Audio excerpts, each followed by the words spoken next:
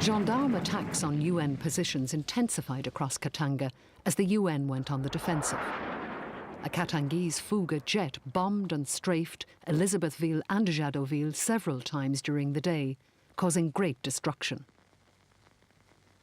And we heard this screech of the jet itself as it descended, firing its twin machine guns at Porfina itself, and taking off right over the top of Porfina, and suddenly we heard the explosion of what transpired to be two bombs. He ripped the ground asunder with cannon fire, and it all happened fast. The first bomb fell near the trench that I was in. Well, I was touched, well buried, and my comrade was touched up in there. Commandant Quinlan started to emerge as the real leader, and very quickly he was everywhere. He was directing, he was encouraging. He tried to organise the two armour cars so that they could fire across each other if there was another attack. In other words, there would be some kind of anti-aircraft defence. And they had Vickers machine guns on the turrets, and they aimed them so that when the jet flew in, as we expected him, he'd be caught in the crossfire.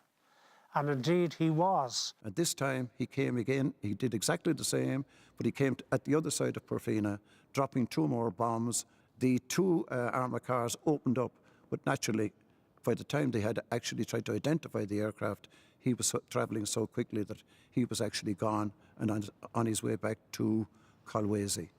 But again, the fear of being attacked from the air was now a new concern for all of us.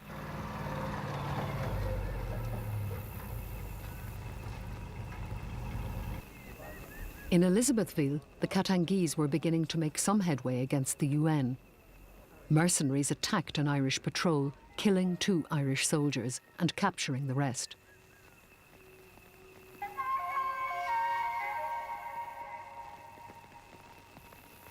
An Irish outpost was cut off and 12 soldiers made prisoner. O'Brien requested reinforcements and fighter bombers. He still thought he could win.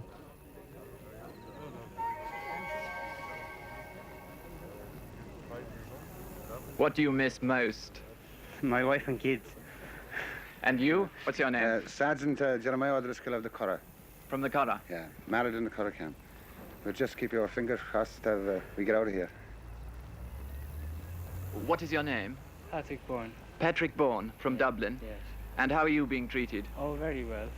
Are you getting enough to eat? Oh, yeah, I'm getting plenty to eat. Different variety, you know, just like at home. And how's your morale? Oh, very well. And how long do you think you're going to stay here? Well, we haven't a clue about that, but we're hoping it'll be soon.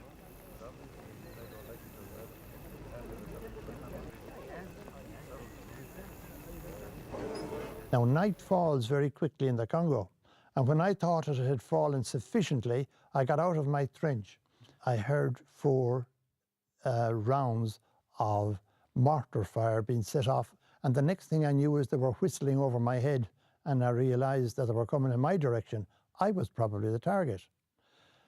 I thought I saw a slight depression on the ground, threw myself into that, covered my head, and waited for the first 2 bombs, and I was going to get out of there for the next 2. I heard the 2 rounds going off quite close to me. Whatever length that was, I don't know. I jumped up immediately and ran like the dickens, and I heard the next 2 shots going off behind me, but I was 50 yards away at this stage. And then I realised that my legs were wet and that my trousers was flapping against wetness, and I looked down and I saw that I was bleeding from the legs. I was injured at nightfall. There was then a following nightfall, and the morning after that, found my weapon under my stretcher, that's what I was on, grabbed it and ran back to the trenches where I was kind of comfortable with my own men. Quinlan continually tried to broker peace by telephone with his attackers. The response, for the most part, involved threats of massacre and cannibalism from the mercenary at the other end. Despite repeated promises from HQ in Elizabethville, neither reinforcements nor supplies were sent to A Company.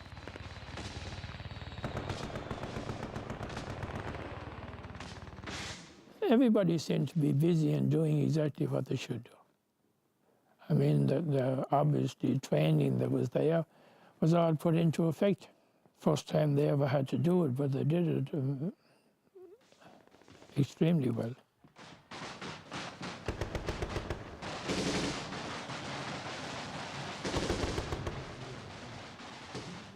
The morning of the third day of fighting saw ground and air attacks on the UN in Elizabethville and Jadotville. The pilot flew at a higher altitude over A Company because of Quinlan's ad hoc air defences, and his attacks were less accurate. In Jadotville, conditions were deteriorating. Then I'd say it's on Friday. It's hard to keep track of time when you're out in the middle there fighting. On Friday, the water was practically gone. You just wet your lips. And the food was gone. And the ammunition was practically gone. I realised for myself that at that stage I could only stand up for about 15 minutes would seem a long time. We used to spell ourselves on sentry duty, if you wish, but the time, at first we could do 2 hours, but as the time wore on, I know myself, I found it difficult to stand for more than 15 minutes before you nudged the chap that was trying to get a little bit of shut-eye and tell him he had to take over. So we were on our last legs, really, towards the end. But I heard no one saying we should give in. I often wondered, what in the name of God are we doing here? We have no war. We have no gripe with anybody. We're fighting somebody else's war, that kind of a way. But then again, I said, well, that's what you joined the army for. But you didn't think about yourself. You always thought about your comrade. You'd always feel that nobody was capable of getting me, but somebody could get him. And you're never any good to a soldier until you see someone's blood. And when you see somebody's blood, your whole life changes then. And your whole world changes. And you're a different man when you're behind any class of a gun. Hammarskjöld asked for jet fighters to bolster the UN's position. Ethiopia responded immediately with 3 aircraft, which would have swung the battle in favour of the UN. However, Britain withheld permission for the jets to overfly British colonies. Britain also tried diplomatic pressure on Hammarskjöld, which greatly angered him. Our ambassadors already had a very useful talk with Mr. Hammarskjöld, and we've studied the report of that talk. And I shall carry on from where Mr. Ritchie's, our ambassador, left off, and I shall hope to see Mr. Hammarskjöld tomorrow. Do you also hope to see Mr. Chomby? Yes, I do very much indeed. I hope that will be possible.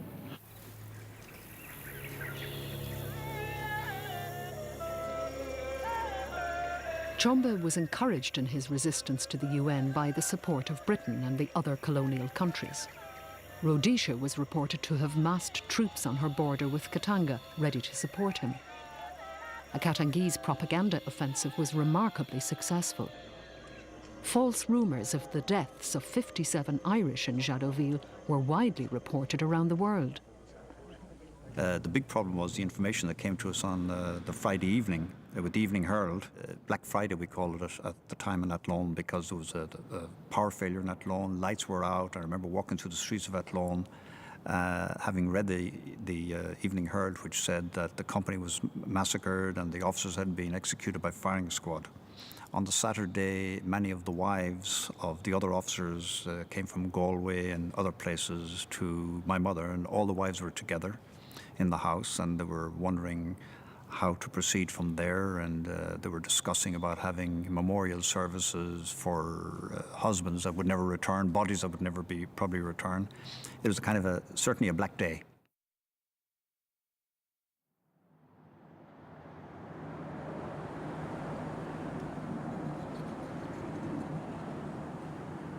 suddenly decided that I should go to the Congo, and I'm on my way. At the moment, is there any question of the Irish troops being recalled? No. Now, when the Irish troops were sent out to the Congo, was it expected that they'd be employed on this sort of an action?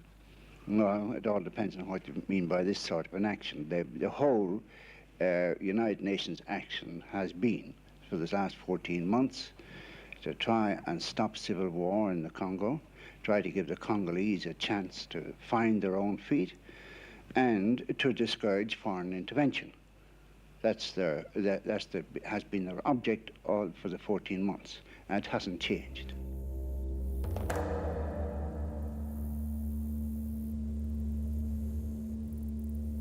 Supreme Commander General McKeown prepared to come to Elizabethville. He sent Quinlan a message telling him that the men of A Company were heroes. He wanted A Company to hold out at all costs. The prospect of 156 more Irish soldiers as prisoners could destroy the UN's military reputation.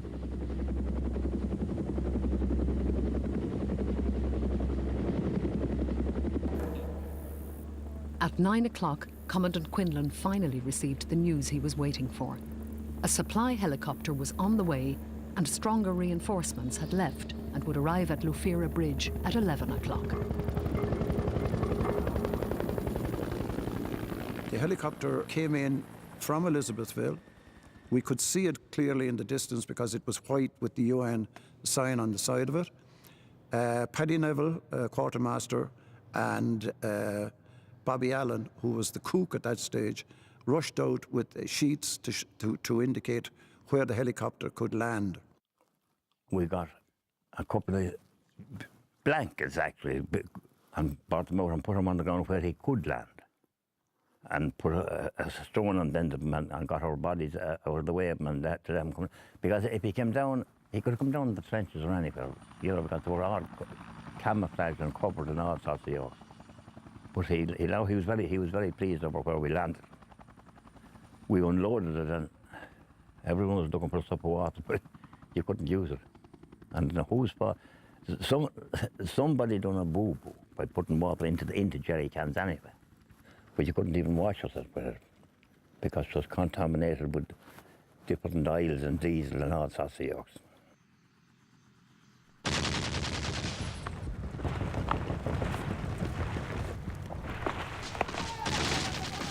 The gendarmes had concentrated heavy fire on the helicopter, revealing their positions to Quinlan, who responded with accurate mortar fire, decimating the Katangese.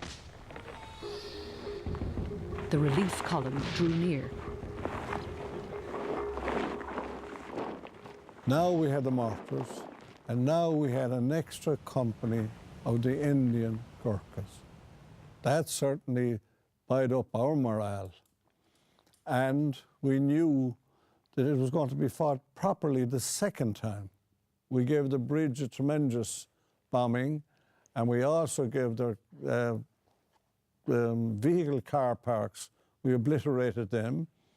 And obviously, they were in a very difficult position because of the mortars.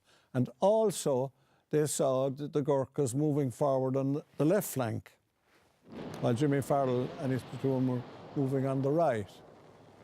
And suddenly they blew the railway bridge, which was on our left flank, because obviously they thought if the Gurkhas got across there would be no defenders left, I think.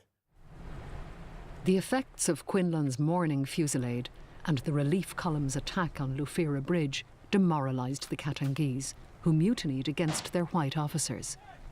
The African mayor of Jadotville asked for a ceasefire.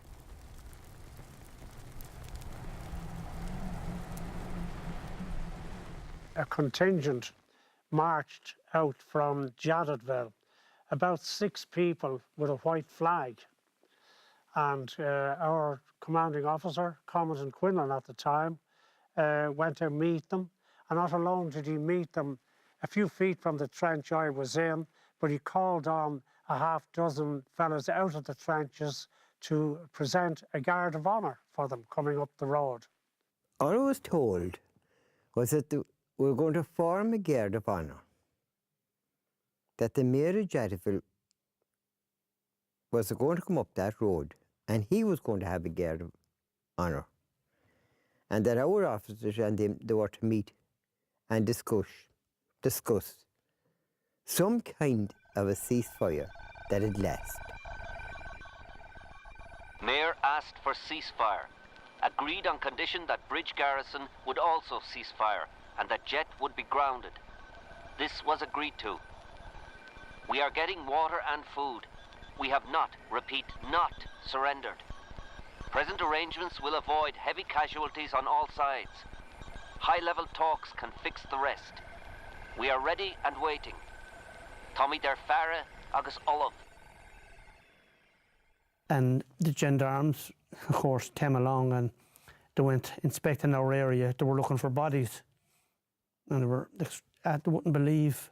And they kept asking, where have you buried your dead? And where have you buried your dead? And we told them we didn't have any casualties, major casualties. No one was dead. And they even got into the trenches. They looked into the trenches for them, but they couldn't find them. They had heavy casualties. No, there was never a figure put on them, but they had heavy casualties. Hello, Pat. This is the Commando C speaking very sincerely. And I know I speak for every officer, NCO and man of the Western Command that we are all intensely proud of you and of every member of A Company for the splendid show that you put up in Jadotville. I'd like you to convey that message to all members of the company. And indeed, not alone are we proud of you, but the Army and everybody in the country, you can take it for granted, is extremely proud of A Company, of the 35th Battalion. We got the information by telephone that they were all okay. I jumped on my bike, cycled fast as I could down to Assumption Road, and of course they all came running out onto the street when I arrived.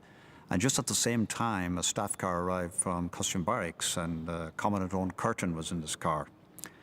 He got out. I left him do it, of course, to tell them about the situation. I remember there were tears in his eyes, so they assumed the worst and they were getting very agitated. But he said, let me catch my breath. And then he said, they're all okay, they're all alive.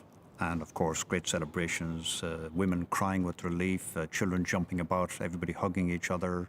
But I remember that day and that incident very, very well. It's in my memory all the time. Oh, Dad, this is Leo. We just got the message this morning that you're all right there. But we're very worried altogether. Something other was on the paper today. Commandant Patrick Quinlan, commander of the beleaguered troops in storm-torn Jadotville, an indomitable Carey man, his cry of no surrender epitomizes the valor of all Irish soldiers. His weary little band, vastly outnumbered, continued to fight on with unflinching courage, undaunted by superior odds. I don't know whether you realise it or not, but the way the papers are here, they're all sort of, we were told that you were all massacred and that the whole lot of you were overrun and so on.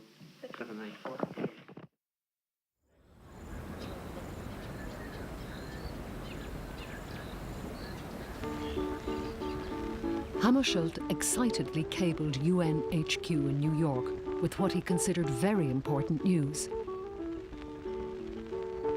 Gendarmerie troops in Jadotville have kicked out their white officers and are fraternizing with the Irish. Finally, he said, they seem to have got our point.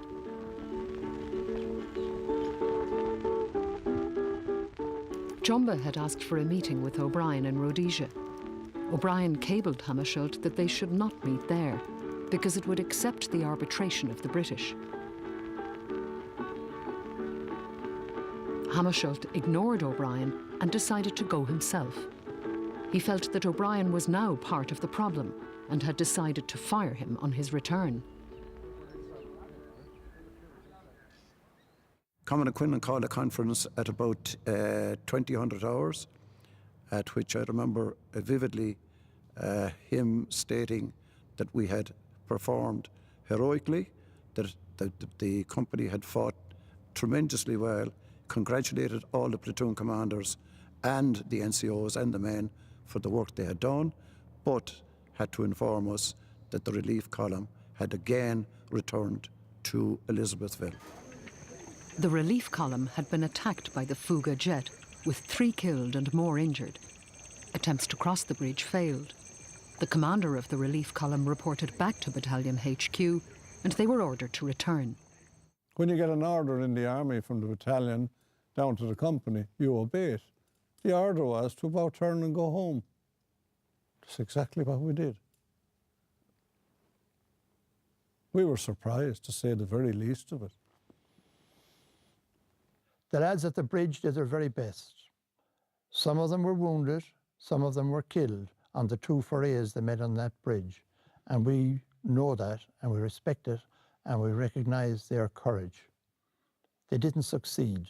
We had lost faith in our comrades, Swedes, Indians and Irish, that didn't make it. And if they didn't make it at the bridge, was there no blessed alternative than that one position, which was very well guarded, all right, I must say.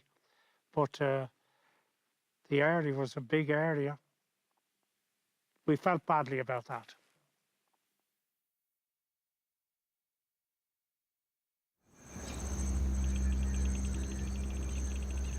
An uneasy ceasefire held throughout Katanga.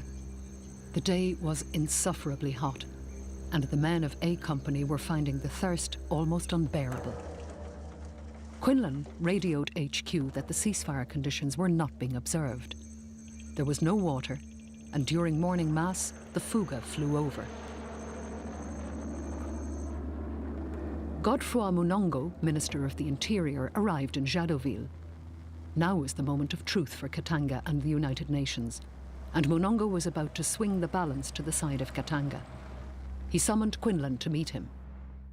After an hour, he returned, called a meeting of the officers, and stated that Munongo had stated to him that the Irish troops had fought bravely, they had been honourable in their fighting, and that now he wanted them to cease fire and to stack their weapons, that they would be treated properly, but that they could not continue to remain in their positions.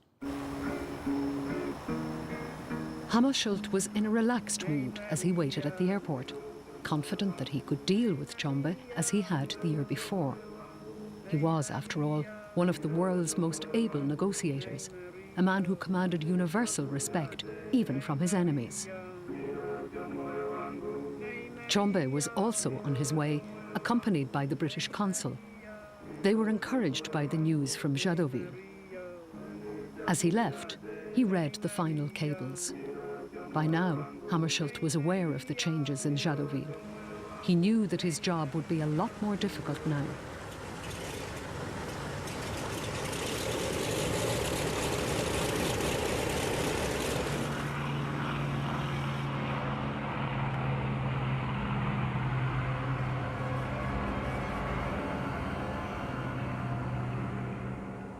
It is just as well the way things turned out. I was forced to surrender, but I had no other option. There was a choice of saving my brave men by doing that. There was only certain death in any further action. It could not be justified by any standards, moral, military, or political. If we had ammo, we'd have stayed where we were. No. I firmly believe he wouldn't have budged when his ammo was getting scarce. I mean, there have been 5 hard days and nights, and to be hard on ammo. No, but if the man in the helicopter brought it in full of ammo instead of water, it's quite possible we'd have stayed on. What was left, hand-to-hand combat, after 4 days, 5 days in the trenches, I don't think we would have survived very long. We were totally outnumbered. So it was a proper decision. I firmly agree with it. We weren't happy, naturally enough, that it was surrender. The Indy had to surrender, but he surrendered on his own, taking full responsibility for it, and as he said in that letter of surrender, failing to get